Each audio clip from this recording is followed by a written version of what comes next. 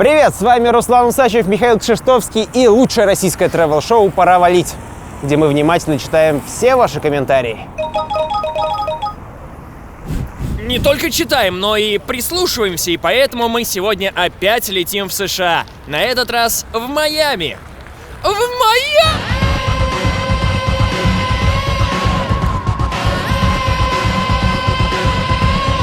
Всего 15 минут на местном метро из аэропорта. Добро пожаловать в деловой центр Майами.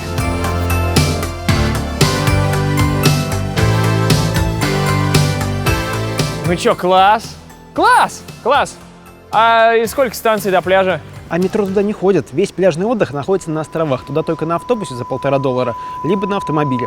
А так как ни один сервис заказа такси у нас рекламу до сих пор не купил, а катаясь на автобусе мы ничего снять не успеем, то погнали в аренду. Ну, ты там хотя бы машину снял подешевле. Конечно, нет. Рубль же упал, поэтому она стала еще дороже.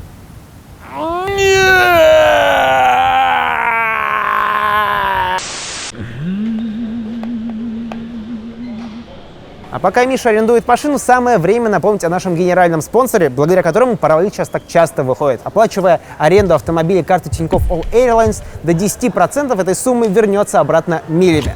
Поэтому всем путешественникам рекомендуем сразу после просмотра видео оформить себе карту по ссылке в описании. Получите не только крутую кредитку, не только бесплатную страховку по всему миру, но еще 3000 бонусных миль лично от нас, от «Пора валить». Нам не жалко.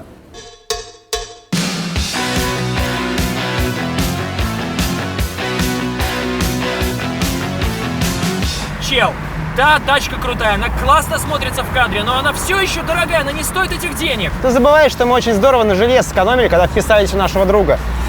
Неловко спрашивать, у тебя же хата в Майами есть. Возможно, мы остановимся буквально на пару дней. Где ты? Русик, слушай, ну у меня Дрейк там живет, как бы. Хочешь вот в кладовке поживи? Смотрел Гарри Поттера?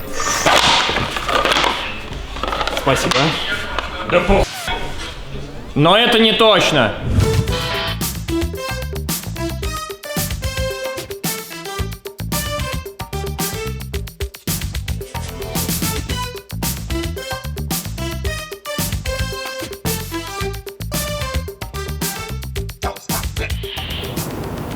Ну, норм. Норм, в принципе, такое сойдет. Если говорить об образе Майами, который нам навязал Голливуд, ну, Лос-Анджелесский Голливуд, а не майамский Голливуд, то мы говорим о районе Майами-Бич, куда сейчас и отправляемся.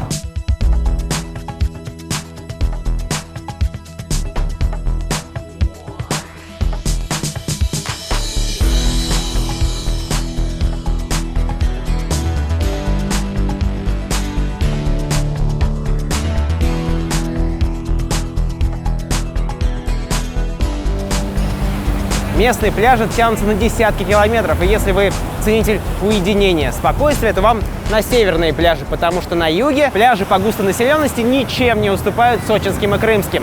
Мы сейчас находимся на маленьком островке безопасности, который разделяет две совершенно разные тусовки.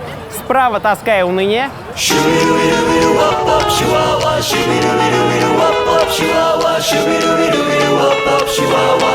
а слева бесконечный тусичий угар.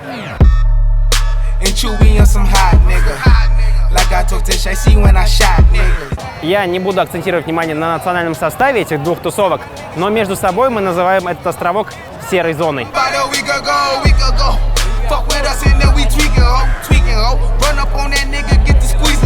На самом деле мы поизучали вопрос, это сходка местных студентов, какого-то типа местного братства, университета, и несмотря на огромное количество алкоголя и странный такой растительный запах в воздухе, они просто обсуждают важные студенческие проблемы. Эй, кто сегодня просрал первую пару? Кто вообще ходит на первую пару? У нас староста. Чтобы обеспечить отдыхающим должный уровень безопасности, здесь каждые 200 метров стоят будки со спасателями. Ну вот, видите, эти цветные домики с флагами, обозначающими уровень опасности в воде. И при общей расслабленности я что-то очень сомневаюсь, что местные спасатели готовы должным образом выполнять свою работу.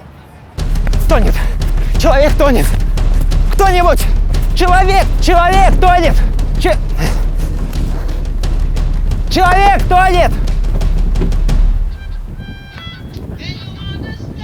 Блин, ну зачем он полез в воду? Я же вывесил красный флаг. Красный флаг, значит, в воду лезть нельзя. Это не моя работа спасать идиота. Ну, ладно, технически моя. Окей, у меня есть одна идея. Алло, 911? Да, опять утопающий. Да, вывесил я красный флаг. Да, он опять полез. Да, стоит, смотрит на меня. Да, они будут через 2 часа. На вот, попей.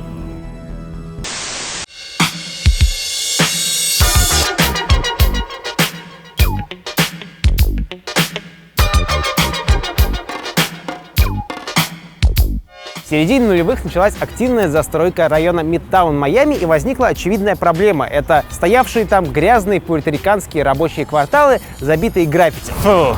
Застройщики приняли гениальное решение. Я так считаю, Мишу не спрашивал. Вместо того, чтобы просто каждую пятницу отмывать все стены, они свезли со всего мира десятки талантливых художников, которые превратили район в настоящий музей граффити под открытым небом. Vinewood Walls, или по-русски «Стены Вайнвуда». It's like a jungle sometimes. It makes me wonder how I keep from going under. It's like a jungle sometimes. It makes me wonder how I keep from going under. Площадь музея весьма условна. Дело в том, что десятки кварталов вокруг него также покрыты граффити. Не только стены, еще тротуары, заборы, столбы, деревья, бомжи и мусорные баки. Серьезно, если заснете здесь на вписке, будьте готовы.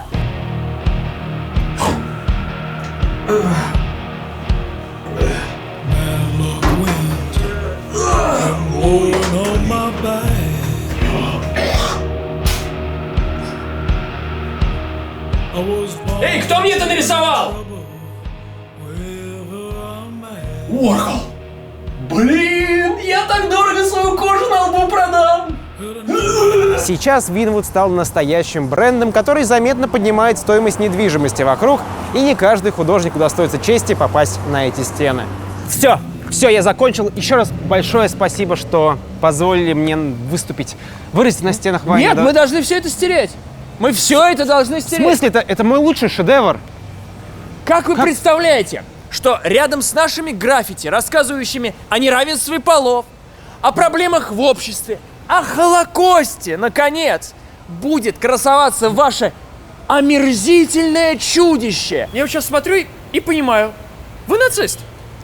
Вы нацист. Так, стоп. Простите, Маури, а исправит ли ситуацию, если, я сделаю фрукты полигональными и гнилыми? Продолжайте. А если вам надоели все эти хипстерские кофейни бесконечные, фраппучины и органические йогурты, то есть выход.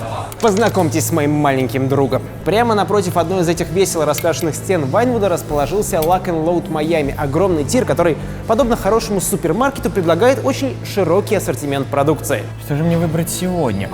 Может быть, 3,2? Нет. 4,3. Нет. 5,1.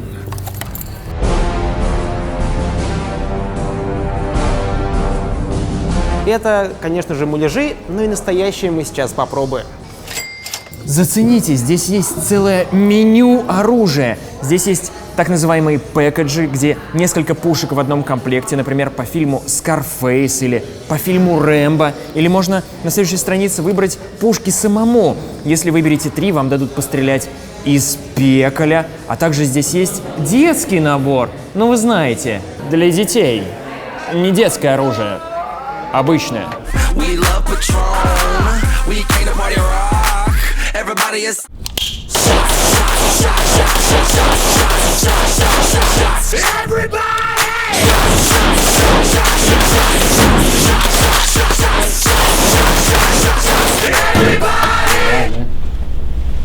What does it smell? Freedom. The way it's presented is presented in the right hand. The officer will stand in front of you in formation and you shake his hand. Проведя полчаса наедине с большими и грозными пушками, мы пришли к неутешительному выводу. Война — это весело, только шумно и дорого. Зато я могу теперь с 2 автоматов стрелять в прыжке и кунг-фу делать, как Джон Вик или Джон Вик 2.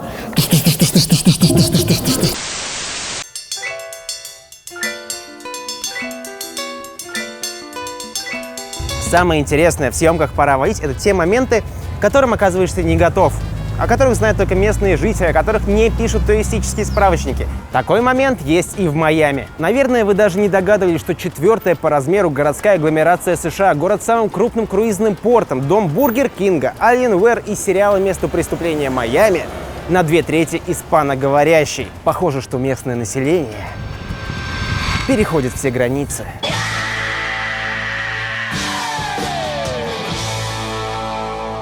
%66% майамичей называют своим первым языком испанский. А это означает, что английскую речь вы здесь услышите только в туристических районах и в деловом центре. В остальном городе можете ожидать, что ценники, названия, указатели будут дублированы на испанском.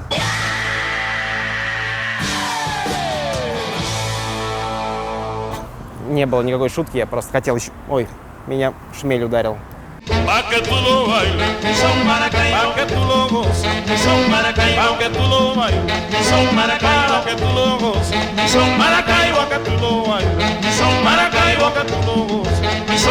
Кстати, этот сюжет мы записываем в районе Майами под названием «Маленькая Гавана».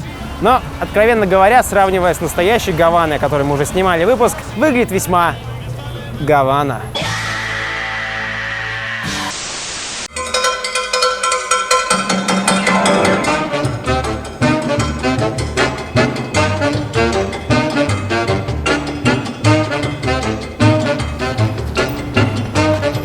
Это 3-й выпуск, который мы снимаем в США. И, наконец-то, готовы поделиться с вами названием лучшего фастфуда в мире. Место, куда я бегу, как только самолет приземляется в Соединенных Штатах. Вон. За моей спиной находится одно из заведений сети мексиканских закусочных Чипотле, где можно быстро и относительно дешево по местным меркам отхватить вкусноты. Постоянные очереди, бесплатный рефил и печально известная гуакамоле из экстра. Тут даже пожарные припарковались прямо перед входом, чтобы побыстрее встать в очередь. Внимание, пожар на Коллинс-авеню, Sunny Isles Beach, прием, ребята!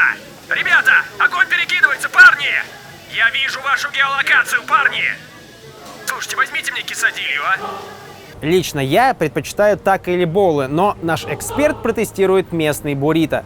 Признаюсь, мы бы и так тут поели, просто решили совместить приятное с полезным. Дриж-гурман, Майами, Чипотле, буррито с помидорами, со свининой, с рисом, с бобами, с сальсой, с сыром, без гуакамоле, гуакамоле из экстра. Поехали!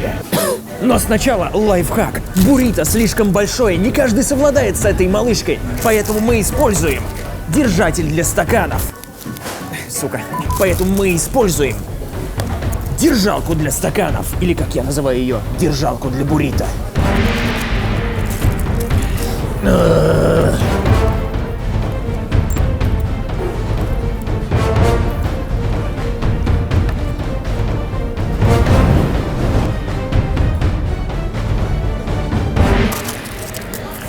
Итак, вывод. Буррито огромное, как ЧСВ Трампа. Мясо нежное, как рука ангела, гладящая котенка. Начинка разнообразна, как национальный состав России. И держится также едино. Я не посещал всех проповедей, но, по-моему, именно так описывали рай. Дриж-гурман. Это дриж-гурман. Дриж-гурман. А сейчас мы покажем вам одну диковинку. Настоящее чудо на просторах капиталистических штатов Америки. Метромувер — небольшой монорельс, который сильно упрощает местным клеркам передвижение по центральному району города.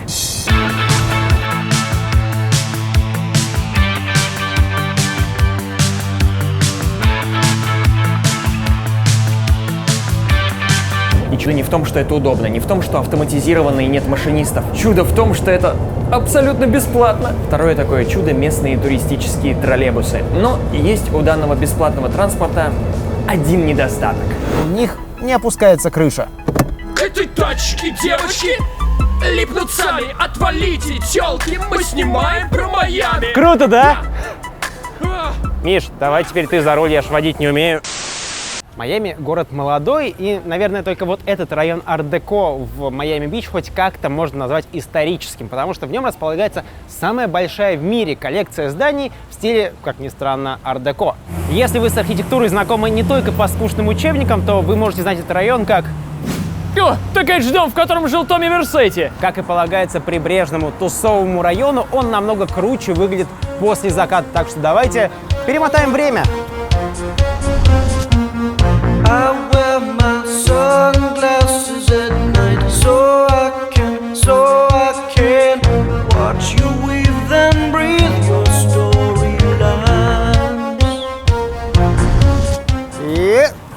Ну, я же говорил, круто ночью здесь. Поехали в следующий сюжет. Остался последний день наш в Майами, последний день съемок и одно последнее дело, которое мы еще не успели сделать. Ставите рекламную Нет, интеграцию? Нет, мы должны успеть на закат.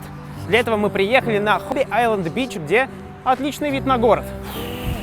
Что ж, Руслан, Это были отличные несколько дней в Майами, но вынужден тебе напомнить, что все наше путешествие мы тратили деньги с этой кредитной карты Тинькофф All Airlines. не Вот переживай, её. я уже погасил кредит с карты Тинькофф Black, и знаешь, сколько мы миль заработали? Сколько? Вот столько. Ого, Неплохо, ничего да. себе, да. Слушай, что думаешь в итоге? Вот нам говорили, валите в эту свою Америку, Майами. Че, как тебе? Ну, отличный город, классный, но нужно и другие Да, посмотреть. давай всё-таки. еще вернемся, а потом еще другие города из Америки посмотрим. Да, слушай, вот как думаешь, если нам советуют валить в США, раз нам так здесь нравится, может и на заводе нужно поработать? Да не, я думаю, все будем слушать, что ли, что нам советуют в комментариях. Не знаю. Солнце село. Солнце закончилось.